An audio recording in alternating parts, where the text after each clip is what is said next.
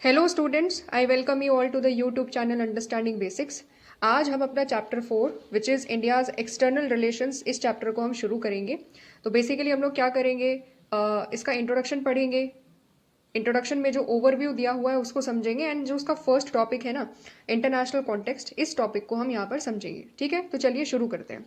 काफ़ी interesting chapter है। Interesting in the sense कि अगर आपको इंटरनेशनल अफेयर्स पढ़ने में मज़ा आता है, ठीक है, अगर आपको इंटरनेशनल न्यूज़ पढ़ने में मज़ा आता है कि इंडिया क्या कर रहा है इंटरनेशनली, ठीक है, इंडिया की अमेरिका के साथ पॉलिसी क्या किस तरीके से चल रही है, इंडिया चाइना के साथ कैसे डील कर रहा है, एंड ओवरऑल इंडिया किस तरीके से काम कर रहा है, अपने आप को कैसे इंटरनेशनल लेवल पर स्टैब्लिश करने की कोशिश कर रहा है एज एन इम्पॉर्टेंट पावर। अगर ये सारी चीज़ों में आपको इंटरेस्ट है ना, तो ये चैप्टर भी आपको मज़ेदार लगेगा।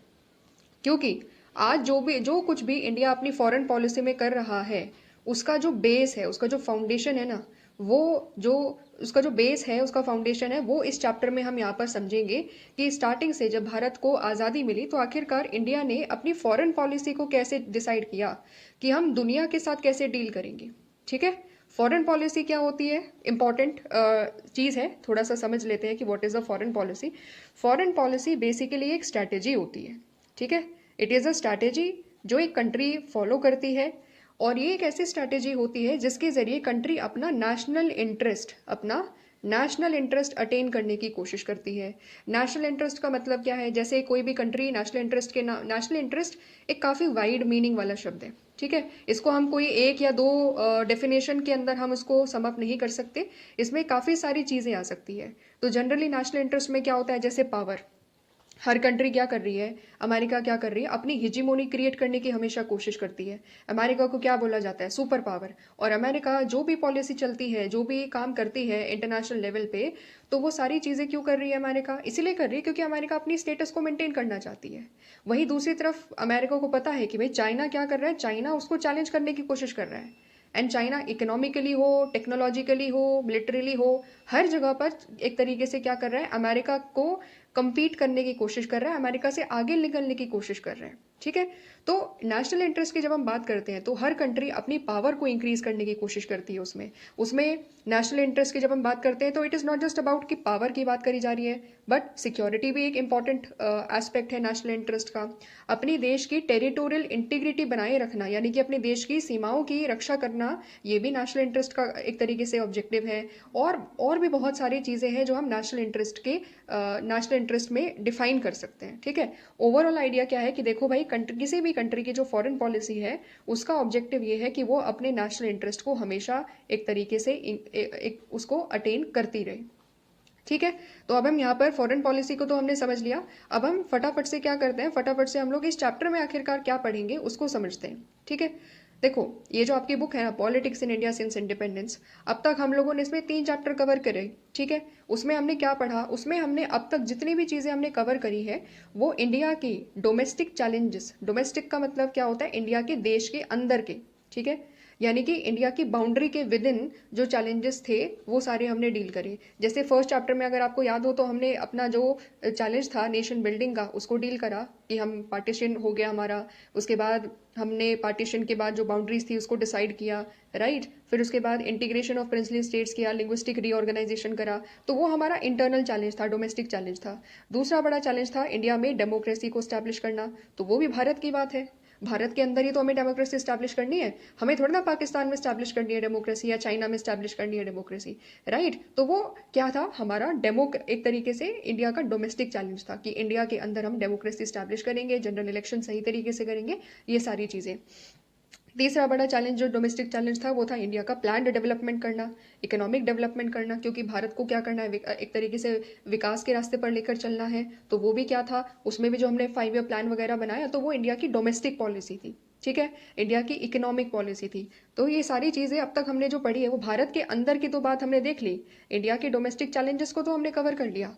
इस चैप्टर में हम क्या करेंगे, इस चैप्टर में इंडिया के एक्सटर्नल चैलेंजेस को हम कवर करेंगे। ठीक है, ऐसा नहीं है कि मतलब इंडिया के केवल अंदर ही चैलेंजेस थे। जब इंडिया आज़ाद होता है तो क्या होता है, कोल्ड वॉर का एरा शुरू हो जाता है, तो उसकी वजह से भी काफ़ी सारे चैलेंजेस आए इंडिया के सामने। साथ ही साथ आप देखोगे अभी कि बहुत सारी वॉर्स इंडिया को लड़नी पड़ी, ठीक है, पाकिस्तान के साथ हो गया, चाइना के साथ हो गया। तो ये सारी चीज़ें हैं जो इस पूरे चैप्टर में हम डील करेंगे। ओवरऑल आइडिया क्या है कि भारत के एक्सटर्नल चैलेंजेस क्या क्या थे उस समय, कैसे इंडिया ने अपने आप को इंटरनेशनल प्लेटफॉर्म पर रखा, कैसे इंटरनेशनल जो डिस्प्यूट्स चल रहे थे उसको डील किया इंडिया ने, ये सारी चीज़ें हैं जो हम यहाँ पर कवर करेंगे। ठीक है, एंड यहाँ पर हम समझेंगे इंडिया की जो पॉलिसी रही स्टार्टिंग में नॉन अलाइनमेंट की। ये नॉन अलाइनमेंट क्या होता है भाई, ये नॉन अलाइनमेंट हमने क्यों अडॉप्ट करा, क्यों हमारी फॉरेन पॉलिसी नॉन अलाइंड थी, इसका मायने क्या होते हैं, ये पूरा डिटेल में डिस्कस किया गया है इस चैप्टर में, तो वो भी हम यहाँ पर समझेंगे। ठीक है, फिर उसके बाद जो हमारी कंट्री थी उसके सामने सबसे बड़ी दिक्कत क्या थी कि हमारी कंट्री के जो हमारे नेबर्स हैं ना, तो नेबर्स के साथ में ही हमारे क्या हो गए, काफ़ी सारे वॉर हो गए स्टार्टिंग में ही जस्ट आफ्टर इंडिपेंडेंस। जैसे 1962 में चाइना के साथ वॉर हो गया, 1965 में पाकिस्तान के साथ, 1971 में भी पाकिस्तान के साथ। ठीक है, इवन दो सारे के सारे वॉर क्या थे, इंडिया के ऊपर इम्पोजिशन थे। इंडिया ने कभी भी युद्ध नहीं लड़ाए। ठीक है, इंडिया ने अपनी मर्जी से युद्ध शुरू नहीं करा, इंडिया के ऊपर इम्पोज किया गया by China and by Pakistan. लेकिन इंडिया ने भी इम्पोज करे हुए वॉर्स को भी क्या करा, लड़ा, एंड इसकी वजह से काफ़ी सारी इंडिया को भी दिक्कतें फेस करनी पड़ी। तो ओवरऑल कॉन्सिक्वेंसेस क्या रहे, वॉर्स के परिणाम क्या रहे, और इसकी वजह से जो इंडिया के जो रिलेशन है चाइना के साथ एंड पाकिस्तान के साथ वो कैसे एक तरीके से हमारे अफेक्ट होते हैं, ये सारी चीज़ें हम यहाँ पर कवर करेंगे। ठीक है, इसके बाद we shall study the story of this relationship between the external and the internal politics by focusing upon. Basically हम इस चैप्टर में क्या करेंगे, इंडिया की जो एक्सटर्नल रिलेशनशिप है पूरी दुनिया के साथ, मतलब जो हमारी संबंध है, इंडिया के जो संबंध है अमेरिका के साथ, चाइना के साथ, जापान के साथ, ठीक है, यूरोपियन यूनियन के साथ, अफ्रीका के साथ, तो ये जो सारे हमारे एक्सटर्नल रिलेशंस है, एक्सटर्नल जो इंडिया का पॉलिटिक्स है और साथ ही साथ जो इंडिया का इंटरनल पॉलिटिक्स है, कैसे ये दोनों के दोनों चीज़ें हमारी जो इंडिया की जो फॉरेन पॉलिसी है, इंडिया की जो फॉरेन पॉलिसी है उसको शेप करते हैं, ये सारी चीज़ें हम यहाँ पर पढ़ेंगे। सबसे पहली चीज़ हम फोकस क्या करेंगे, international context that shape the India's external relation. मतलब क्या है कि इंटरनेशनल कॉन्टेक्स्ट, इंटरनेशनल कॉन्टेक्स्ट का मतलब है कि जो इंटरनेशनल इन्वायरमेंट था, जब भारत को आज़ादी मिली तो भारत ने अपने एक्सटर्नल रिलेशंस को स्टैब्लिश करना चालू करा। तो फिर उसमें उस समय इंटरनेशनल कॉन्टेक्स्ट क्या था, इसमें हम बात करेंगे कि कैसे वर्ल्ड वॉर 2 खत्म ही हुआ था और फिर उसके बाद कोल्ड वॉर बिगिन हो गया था, राइट। तो इन सब चीज़ों के बारे में हम पढ़ेंगे कि कैसे जो उस समय इंटरनेशनल सिचुएशंस थी उसकी वजह से इंडिया की कैसे हमारी फॉरेन पॉलिसी शेप होती है, कैसे इंडिया क्यों नॉन अलाइनमेंट की तरफ आगे बढ़ता है, ये सारी चीज़ें हम पढ़ेंगे। दूसरी चीज़ operational principles that inform the country's foreign policy. तो इंडिया के कॉन्स्टिट्यूशन में कुछ प्रिंसिपल्स है, जैसे इंडिया का कॉन्स्टिट्यूशन कहता है कि इंडिया क्या करेगा, इंटरनेशनल सिनेरियो में अगर कोई डिस्प्यूट है उसको पीसफुल तरीके से रिजॉल्व करवाने की कोशिश करेगा। ठीक है, साथ ही साथ कुछ और अदर प्रिंसिपल्स थे, जैसे इंडिया स्टार्टिंग से ही जब हम अपना नेशनल स्ट्रगल लड़ रहे थे, फ्रीडम स्ट्रगल लड़ रहे थे, तो उस समय हमारा स्ट्रैटेजी क्या था कि हम पीसफुल तरीके से गांधी जी के आइडिया के आधार पर चलेंगे, पीसफुल तरीके से चलेंगे एंड नॉन वायलेंट तरीके से आज़ादी की लड़ाई लड़ेंगे, है ना। ये सारी चीज़ें थी।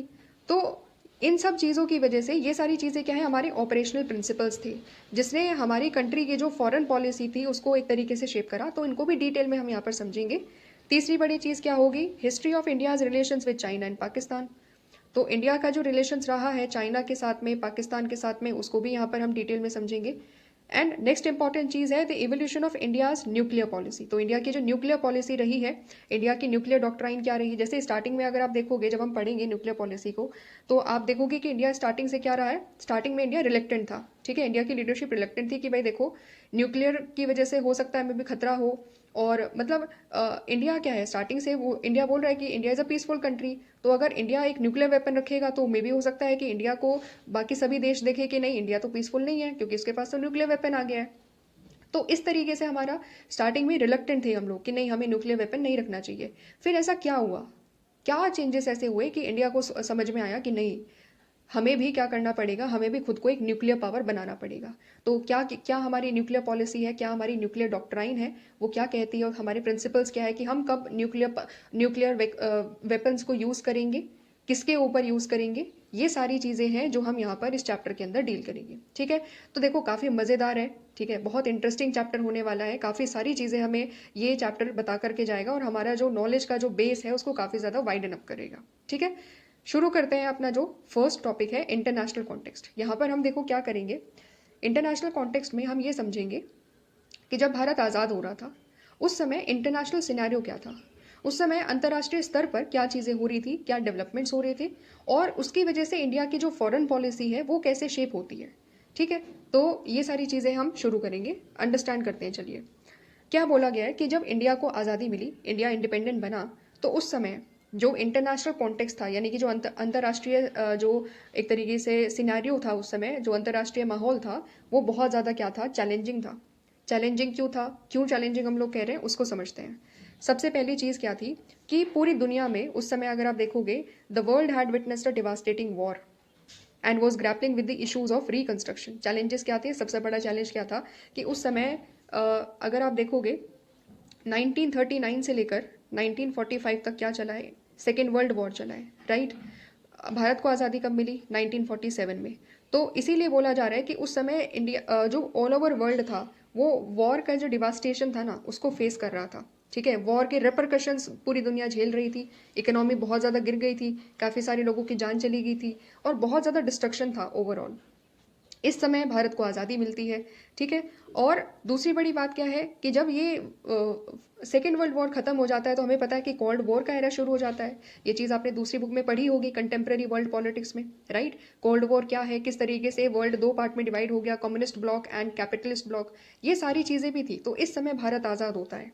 दूसरी बड़ी चीज़ क्या है, रिकंस्ट्रक्शन का इशू। रिकंस्ट्रक्शन का मतलब जो कंट्रीज इकोनॉमिकली काफ़ी ज़्यादा वीक बन चुकी थी वर्ल्ड वॉर लड़ने के बाद, जिसमें से ब्रिटेन खुद एक कंट्री था ऐसा, जिसकी इकोनॉमिकली कंडीशन बहुत ज़्यादा ख़राब थी। काफ़ी सारी यूरोपियन कंट्रीज़ की भी सिचुएशन बहुत ज़्यादा ख़राब थी, तो उनका रिकंस्ट्रक्शन हो रहा है। ठीक है, मार्शल प्लान के बारे में आपने पढ़ा होगा कि कैसे यूरोप के रिकंस्ट्रक्शन करने के लिए मार्शल प्लान लेकर के आया गया। ठीक है, ये सारी चीज़ें थी। दूसरी चीज़ क्या थी, there was an another attempt to establish an international body was under way. एक इंटरनेशनल बॉडी को स्टैब्लिश करने की कोशिश करी जा रही थी। ठीक है, तो इससे पहले अगर आप देखोगे तो लीग ऑफ नेशन नाम की एक बॉडी थी, जो फर्स्ट वर्ल्ड वॉर जब खत्म हो गई थी 1918 के बाद, लगभग 1919 में लीग ऑफ नेशन को स्टैब्लिश किया गया। लेकिन लीग ऑफ नेशन को क्यों बनाया गया, ताकि इंटरनेशनल पीस हो सके।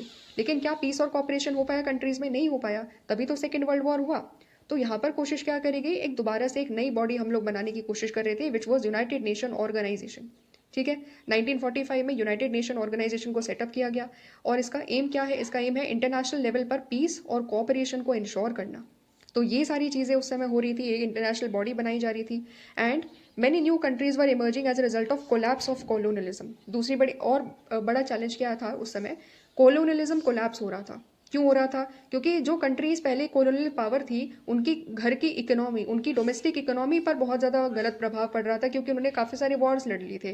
तो उन्होंने बोला कि अब वो कॉलोनलिज्म को और ज़्यादा कैरी नहीं कर पाएंगे, इसलिए क्या हुआ, कॉलोनलिज्म कोलैप्स होने लगा, और काफ़ी सारी नई नई कंट्रीज एक तरीके से इंडिपेंडेंट इमर्ज होने लगी। ठीक है, तो इस समय ये सारी चीज़ें थी, and most of the new nations were trying to come to the terms with the twin challenges of welfare and democracy.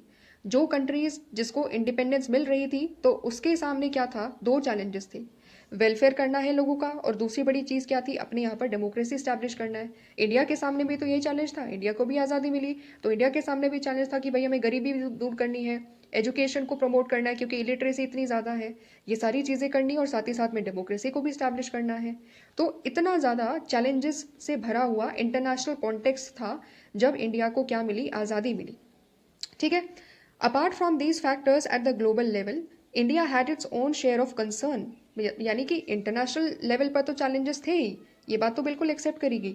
India के डोमेस्टिक लेवल पर भी क्या थे, हमारे सामने बहुत सारे चैलेंजेस थे। तो ग्लोबल लेवल पर चैलेंजेस एक अलग हो गया, और इंडिया के खुद के कंसर्न्स अलग हो गए।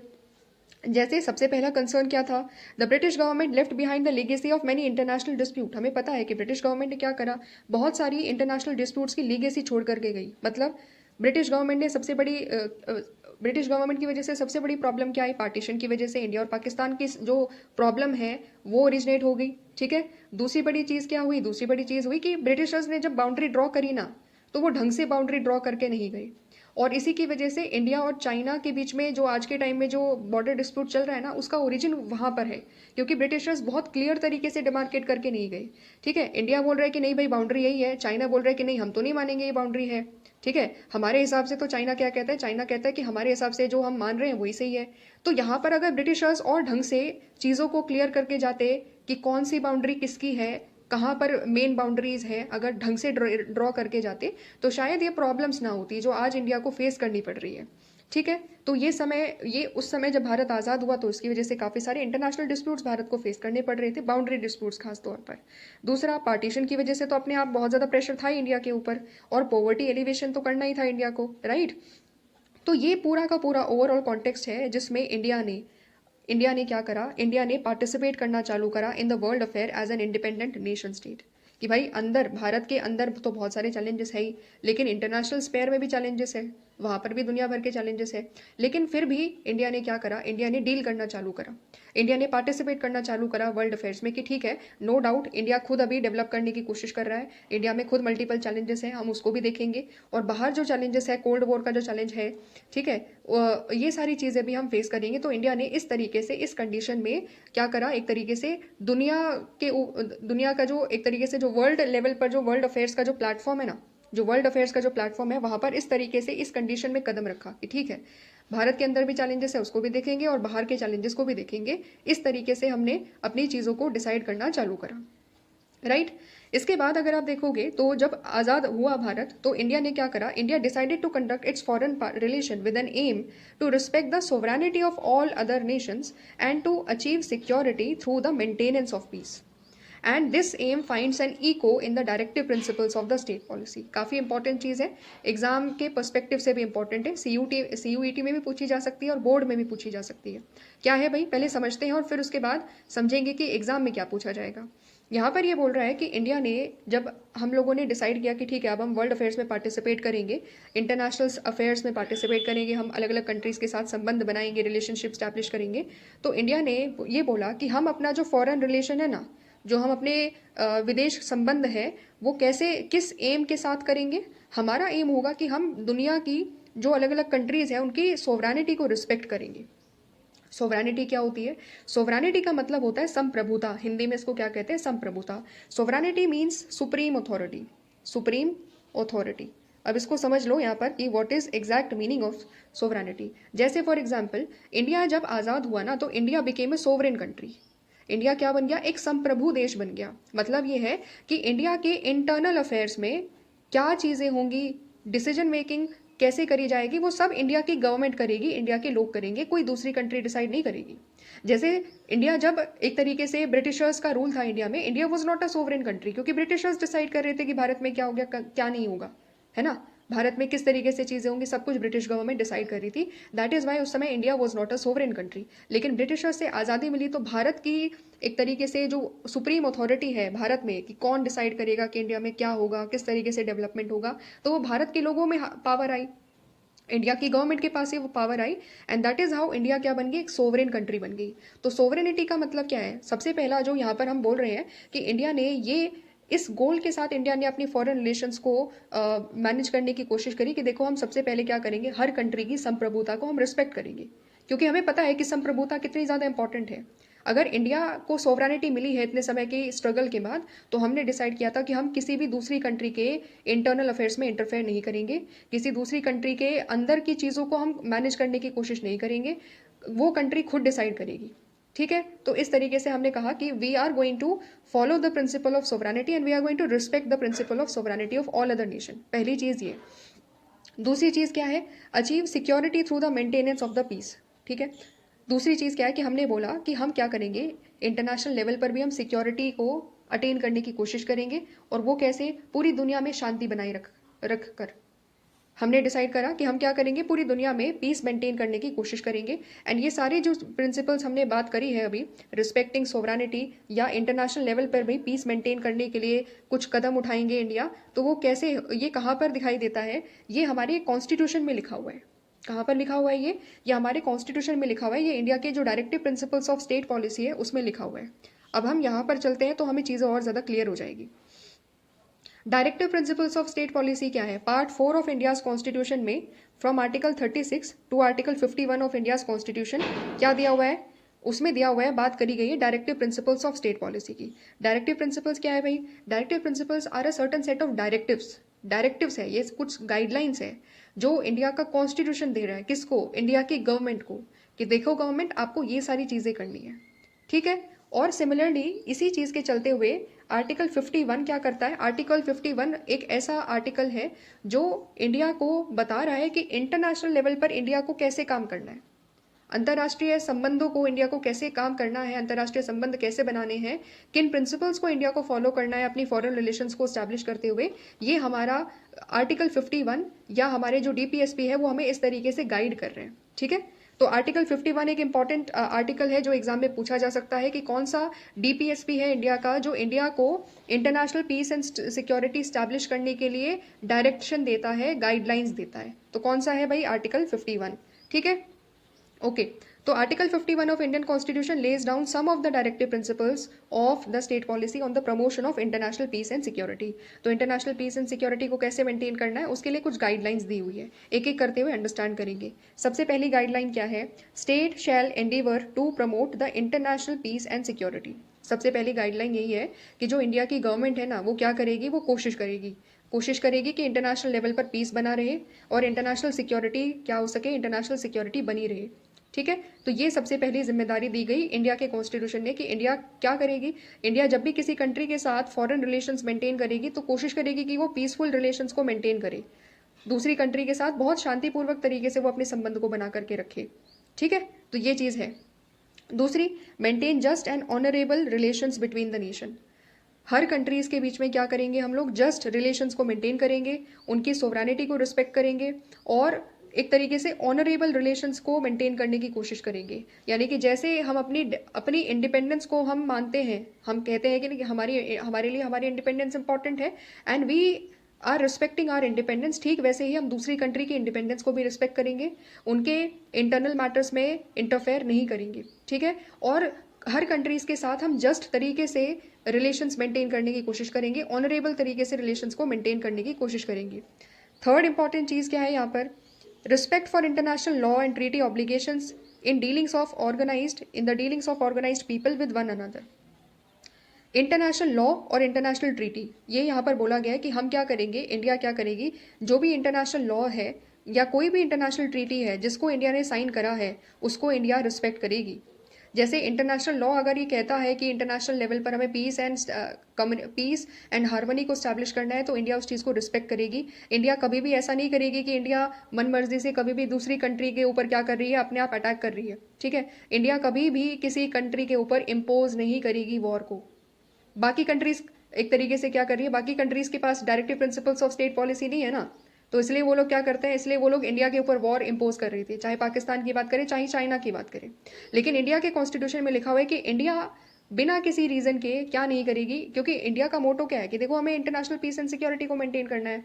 तो ऑब्वियस सी बात है कि इंडिया क्या करेगी, इंटरनेशनल लॉ को एक्सेप्ट करेगी, उसको रिस्पेक्ट करेगी। और इंटरनेशनल लॉ क्या कहता है? इंटरनेशनल लॉ ये कहता है कि जितना ज़्यादा हो सकता है कंट्रीज़ के लेवल पर कॉपरेशन होना चाहिए, कन्फ्लिक्ट नहीं होना चाहिए। ठीक है, तो ये चीज़ है। इसीलिए आज भी अगर आप देखोगे ना, आज भी इंडिया का जो नेबर है, पाकिस्तान की बात करें या चाइना की बात करें, ठीक है, वो हर तरीके से कोशिश करते हैं, इंडिया को ट्रबल करने की कोशिश करते हैं। बट इंडिया क्या तरीका अपना रहा है? इंडिया डिप्लोमेसी करने की कोशिश करता है। इंडिया डिप्लोमेसी को यूज़ करता है एंड चीज़ों को कोशिश करता है कि वॉर की तरफ ना जाए चीज़ें, क्योंकि इंडिया मानता है कि war is a last resort. युद्ध करना क्या है, एक आखिरी ऑप्शन है। जब सारे ऑप्शन खत्म हो जाएंगे तब इंडिया युद्ध की तरफ चलेगा। क्यों? क्योंकि इंडिया का कॉन्स्टिट्यूशन ऐसा कहता है। और ये केवल कॉन्स्टिट्यूशन की बात नहीं है, केवल directive principles of state policy की बात नहीं है, ये एक्चुअली में रीजनेबल भी है, ये चीज़ सही भी है। क्योंकि वॉर खुद एक सोल्यूशन नहीं है ना। जो कंट्रीज वॉर में जाती है तो नुकसान तो दोनों का होता है। किसी एक थिंकर ने बहुत अच्छी बात करी है कि युद्ध में कोई भी विजेता नहीं होता। There is no winner in wars. क्यों? क्योंकि वॉर से तो नुकसान हर किसी को हो रहा है, चाहे कोई जीत रहा हो वॉर या फिर कोई हार रहा हो वॉर में, नुकसान तो दोनों को होगा ना, लॉस ऑफ लाइफ तो दोनों तरफ होगा ना। इसीलिए इंडिया इस पॉलिसी को फॉलो करता हुआ आ रहा है एंड कोशिश करता है कि बाकी सारे अदर ऑप्शन से एक तरीके से डिटरेंस क्रिएट करते हुए, ठीक है, दूसरी कंट्रीज में डिटरेंस क्रिएट करते हुए, उनको डरा कर, किसी और दूसरे तरीके से डरा कर या डिप्लोमेसी करते हुए हम चीज़ों को कंट्रोल करने की कोशिश करते हैं। ठीक है, तो ये चीज़ है। Similarly encourage the settlement of international disputes by arbitration. Arbitration का मतलब क्या है? एक तरीके से मीडिएशन।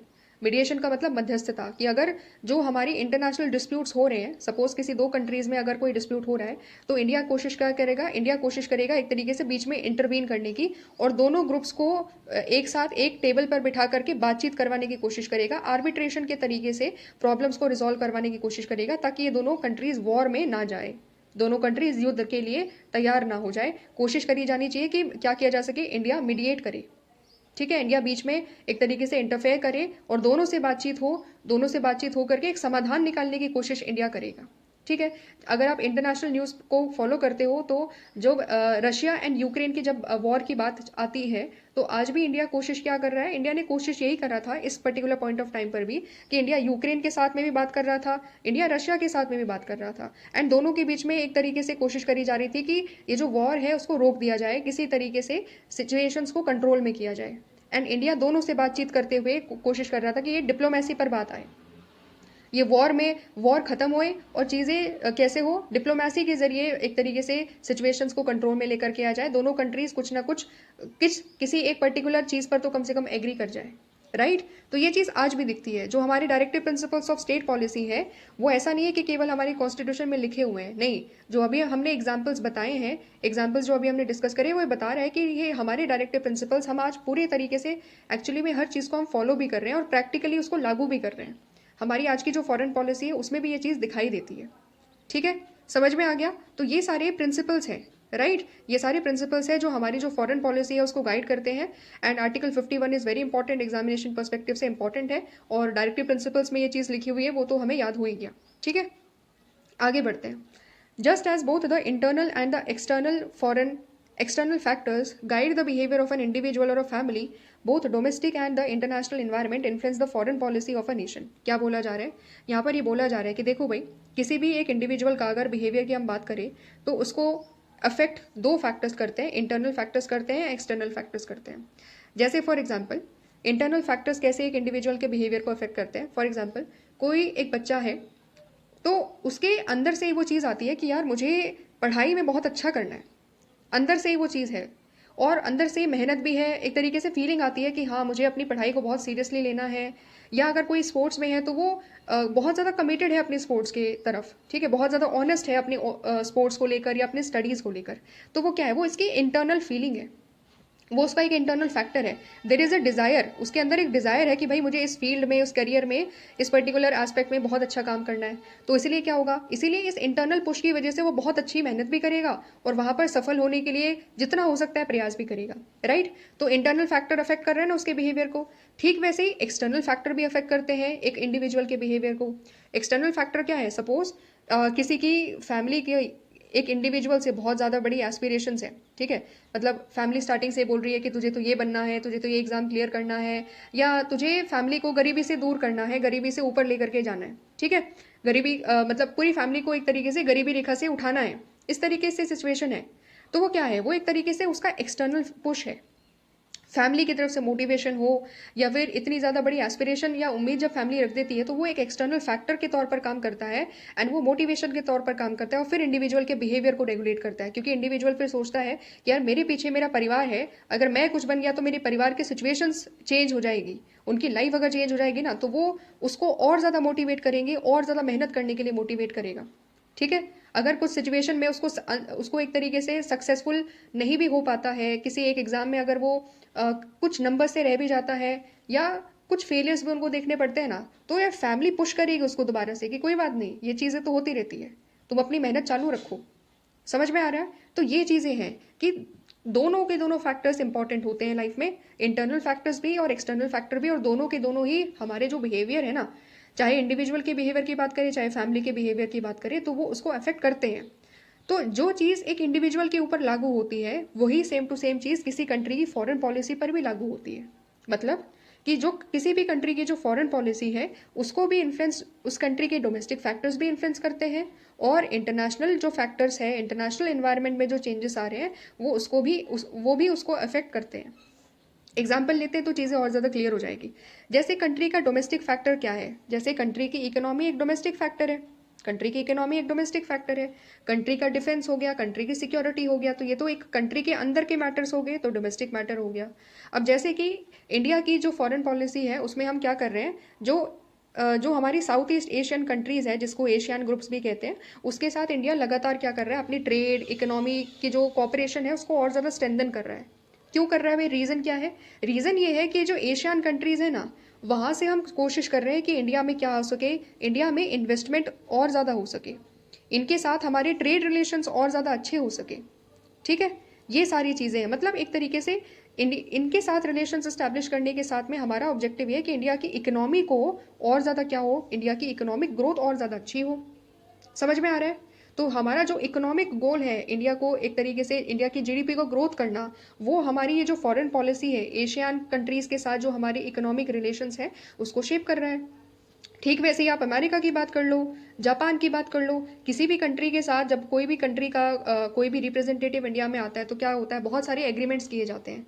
एंड उसमें खास तौर पर फोकस किस पर होता है, इकोनॉमिक एग्रीमेंट्स पर होता है, ट्रेड के रिलेटेड एग्रीमेंट्स पर होता है कि वो कंट्रीज इंडिया में कहाँ कहाँ इन्वेस्ट करेगी, इंडिया उनको क्या क्या एक तरीके से कुछ स्पेशल एक तरीके से स्पेशल इन्वायरमेंट क्रिएट करके देगा ताकि बहुत ज़्यादा उनके ऊपर टैक्स ना लगे, ताकि वो अच्छे तरीके से इन्वेस्टमेंट कर सके। समझ रहे हो? तो ये डोमेस्टिक फैक्टर्स है, इस तरीके से वो इन्फ्लुएंस करता है। साथ ही साथ अगर आप रशिया की बात करो, जब हम अपनी डिफेंस की बात करते हैं ना, तो इंडिया और रशिया की जब पार्टनरशिप की बात आ जाती है तो उसमें डिफेंस एक बहुत बड़ा फैक्टर है, क्योंकि इंडिया अपने जो वेपन्स वगैरह है वो जो उसका प्रोडक्शन कर रहा है, चाहे ब्रह्मोस की बात करे या किसी और की बात करे, तो वो रशिया के कॉपरेशन के साथ कर रहा है।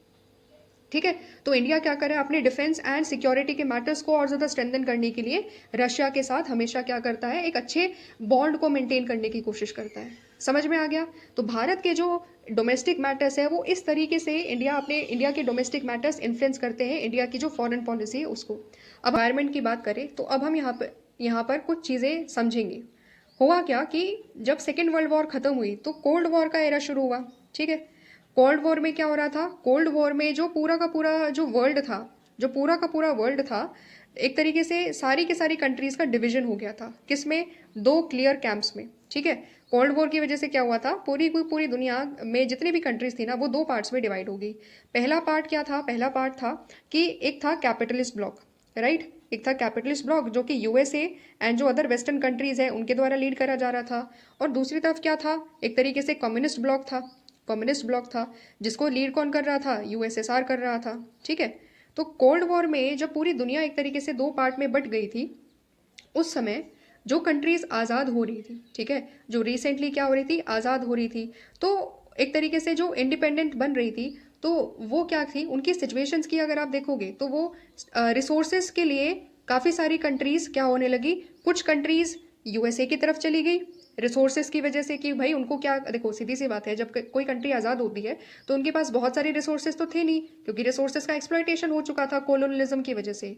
तो उन्होंने क्या करा, उन्होंने कुछ कंट्रीज़ ने यूएसए की तरफ हाथ उठाया कि भाई हमारी तरफ क्या करो, एक तरीके से हमारे लिए मदद कर दो, हमें अपनी थोड़ी मिलिट्री का सपोर्ट दे दो, रिसोर्सेज का सपोर्ट कर दो। इस तरीके से कुछ कंट्रीज़ कैपिटलिस्ट ब्लॉक की तरफ या यूएसए से मदद लेने चली गई, और कुछ कंट्रीज़ ने यूएसएसआर की तरफ एक तरीके से मदद का हाथ उठाया कि भाई आप हमारी मदद कर दो। ठीक है, तो जब इस तरीके से क्या होता है, इस तरीके से ये सारी कंट्रीज क्या करने लगती है कुछ समय के बाद, because they were taking help from the USA और फ्रॉम यूएसएसआर, क्योंकि वो मदद किससे ले रहे थे, कुछ कंट्रीज कुछ मदद ले रही थी यूएसए से और कुछ मदद ले रही थी यूएसएसआर की तरफ। इसीलिए क्या करना पड़ा, इसलिए फिर धीरे धीरे क्या करने लगे ये लोग इनकी जो फॉरेन पॉलिसी थी उनको सपोर्ट करने लगे। ठीक है, इनकी फॉरेन पॉलिसी को सपोर्ट करने लगे, इसका मतलब क्या है कि इस तरीके से वो लोग यूएसए के सपोर्ट में आ गए, जो यूएसए के ऊपर डिपेंड कर रहे थे रिसोर्सेज के लिए, और वहीं दूसरी तरफ जो लोग यूएसएसआर को सपोर्ट कर रहे थे तो वो यूएसएसआर वाले ब्लॉक में आ गए। इस तरीके से पूरा का पूरा जो दुनिया में जितनी भी कंट्रीज थी ना वो दो पार्ट में डिवाइड हो गई। ठीक है, पहला पार्ट क्या है, जो कैपिटलिज्म का पार्ट है, जो यूएसए से सपोर्ट ले रहे थे वो सारी कंट्रीज यूएसए वाले ब्लॉक में चली गई, और जो यूएसएसआर से सपोर्ट ले रही थी वो एक तरीके से क्या होने लगी, वो एक तरीके से कम्युनिस्ट ब्लॉक में चली गई या एक तरीके से यूएसएसआर वाले ब्लॉक में चली गई। ठीक है, तो इस समय इंडिया के पास क्या था, इंडिया के सामने भी यही चीज़ें चल रही थी कि भाई कोल्ड वॉर है, और क्या हो रहा है कि जो भी कंट्रीज आज़ाद हो रही है या तो वो यूएसए की तरफ चली जा रही है, कैपिटलिस्ट ब्लॉक की तरफ चली जा रही है, या फिर यूएसएसआर की तरफ चली जा रही है। तो इंडिया भी यही सोच रहा था कि भाई क्या करे, ऐसे सिचुएशन में क्या करा जाए, क्योंकि इंडिया के सामने सबसे बड़ी दिक्कत क्या थी कि अगर किसी भी ब्लॉक को ज्वाइन करते हैं ना, यूएसए की तरफ ज्वाइन करते हैं या फिर यूएसएसआर की तरफ जाते हैं, तो इंडिया की फॉरेन पॉलिसी क्या हो जाएगी, इंडिया की फॉरेन पॉलिसी इन्फ्लुएंस में हो जाएगी। इंडिया अपनी इंडिपेंडेंट फॉरेन पॉलिसी को नहीं प्रैक्टिस कर पाएगा। क्यों नहीं प्रैक्टिस कर पाएगा? क्योंकि यूएसए की तरफ चले गए तो यूएसए जब बोलेगा तब मिलिट्री देनी पड़ेगी, जैसा यूएसए चाहेगा फिर वैसा करना पड़ेगा। और अगर यूएसएसआर की तरफ चले गए तो भी वैसा होगा। एट द एंड इंडिया की जो सोवरानिटी है, इंडिया की जो एक इंडिपेंडेंट फॉरेन पॉलिसी की बात है, वो यहाँ पर रिस्क में थी। इसीलिए इंडिया ने क्या करा, इंडिया ने बोला कि ठीक है भाई, हम क्या करेंगे, ना हम यूएसए की तरफ जाएंगे, ना हम यूएसए वाला ब्लॉक ज्वाइन करेंगे, और ना हम यूएसएसआर वाला ब्लॉक ज्वाइन करेंगे। रादर हम क्या करेंगे, हम नॉन अलाइंड रहेंगे। हम क्या रहेंगे, नॉन अलाइंड रहेंगे, यानी कि हम दोनों के दोनों ग्रुप को ज्वाइन नहीं करेंगे। हम क्या करेंगे, अपनी फॉरेन पॉलिसी को इंडिपेंडेंट तरीके से प्रैक्टिस करेंगे, अपनी खुद की एक फॉरेन पॉलिसी लेकर के चलेंगे। ठीक है, और वो नॉन अलाइनमेंट क्या है और क्यों इंडिया ने ये डिसाइड करा कि हम नॉन अलाइंड रहेंगे, ये सारी चीज़ें हम डिस्कस करेंगे। लेकिन कब, ये सारी की सारी चीज़ें हम नेक्स्ट टॉपिक में डिस्कस करेंगे, पूरी डिटेल में समझेंगे कि भाई आखिरकार ये नॉन अलाइनमेंट क्या है ना, क्या क्या फैक्टर्स रहे जिसकी वजह से इंडिया ने बोला कि ना यूएसए की तरफ जाएंगे ना यूएसएसआर की तरफ जाएंगे, रादर हम क्या रहेंगे, नॉन अलाइंड रहेंगे। और नॉन अलाइंड के मायने क्या है, what is the real meaning of the non aligned, ये सारी चीज़ें पढ़ेंगे लेकिन नेक्स्ट टॉपिक में। ठीक है, तो मिलते हैं नेक्स्ट वीडियो में जहां पर अपना ये जो सेकंड टॉपिक है उसको शुरू करते हैं। ठीक है, थैंक्स फॉर वॉचिंग।